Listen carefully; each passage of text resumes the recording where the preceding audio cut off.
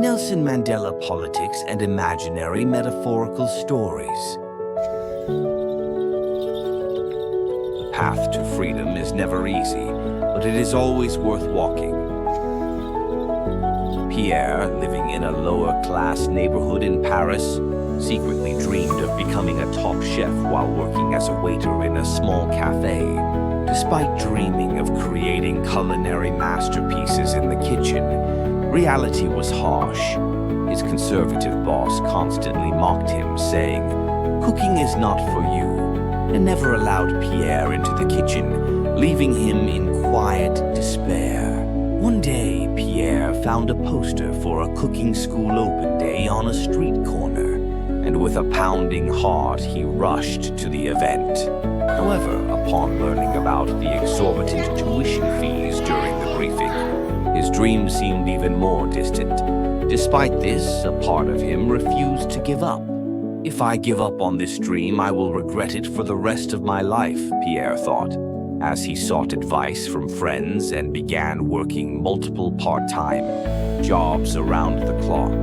As he tirelessly saved money while sacrificing sleep, a regular customer, noticing Pierre's fatigued face, approached him and asked, "What are you working so hard for?" When Pierre shared his dream, the elderly customer was moved and introduced him to a local support organization.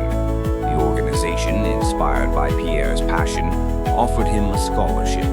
Finally, Pierre enrolled in the long-desired cooking school and absorbed new techniques with shining eyes. He realized how precious those days of hardship had been for him.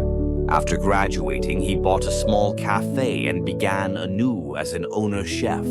On the cafe's opening day, his former boss, who once belittled him, happened to visit, tasting the food with amazement.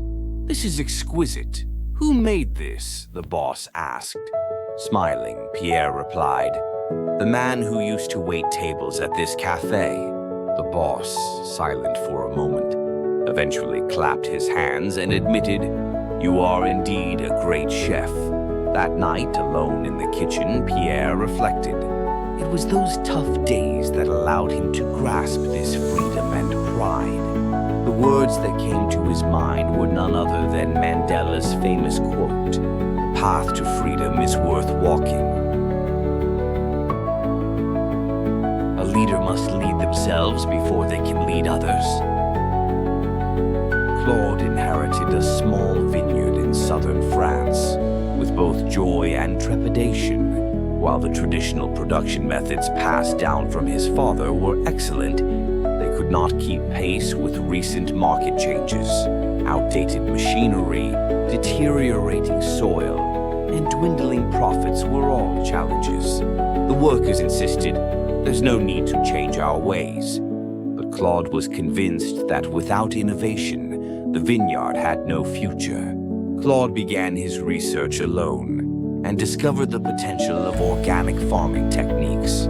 When he sought advice from neighboring farmers, they scoffed, "Are you abandoning tradition?" Even his workers resisted. Nevertheless, Claude stayed true to his convictions, personally tending the fields, experimenting with new fertilizers, pruning the vines by hand, and studying late into the night. The first harvest was disastrous. The grape clusters were small and of poor quality, yet Claude did not give up, implementing further improvements. The following season, gradually the soil began to recover, and the grapes grew plumper and more vibrant. Seeing this transformation, the workers slowly started to believe in him. Finally, the wine made from his organic grapes was released to the market. Its flavor earned praise, and soon it was being sold not only locally, but also in Paris and even overseas.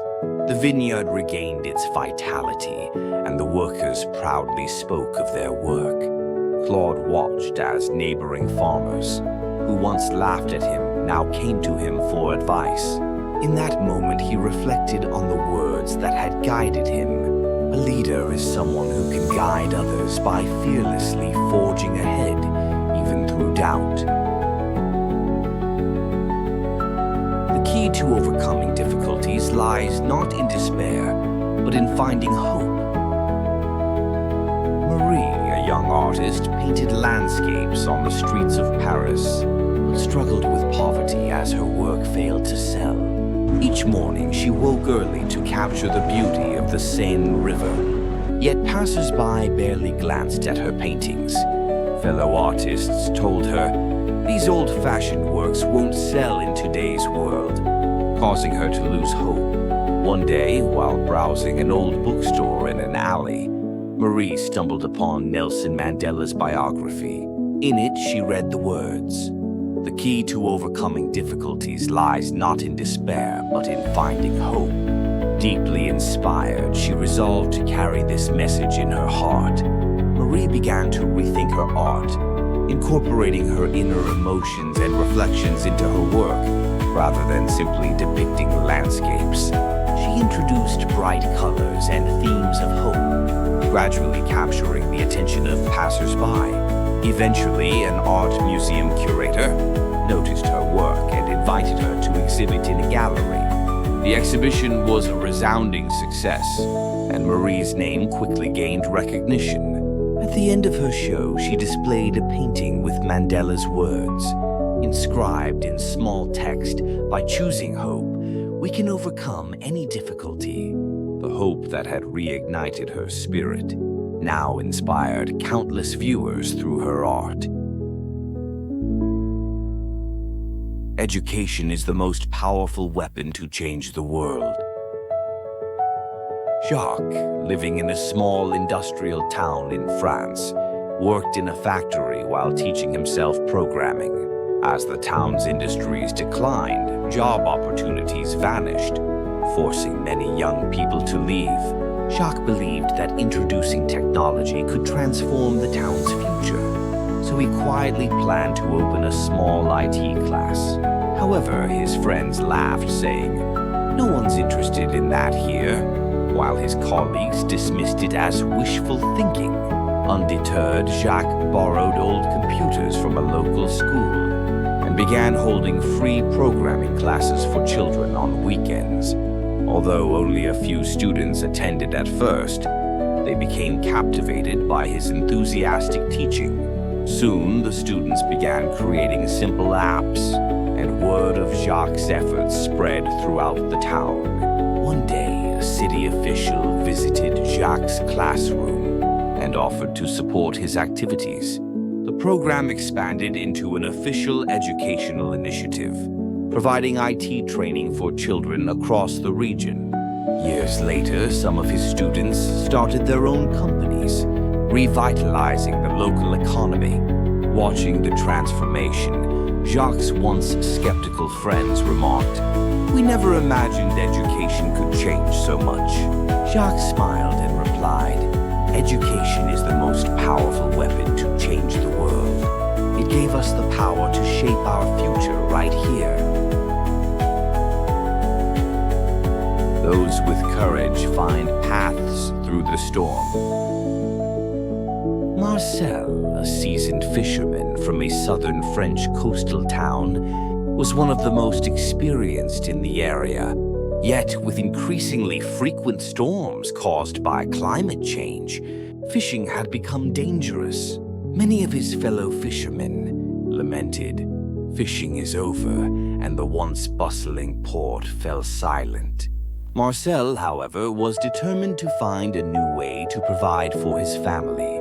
During brief lulls between storms, Marcel ventured out to test new techniques using fish finders and GPS. At first, he struggled with unfamiliar equipment, even experiencing near-fatal mishaps when his gear failed. Despite these setbacks, Marcel studied each night, mastering the new tools and creating updated nautical charts. Months later, Marcel perfected a method for fishing efficiently, even in stormy conditions, and shared it with his peers.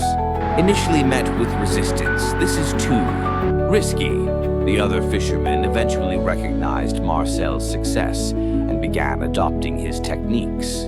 The innovative methods revitalized the town's fishing industry, and the fishermen regained their pride. One evening, as they gathered at the port for wine, Marcel said quietly, "If we only fear the storm, we will never find our way."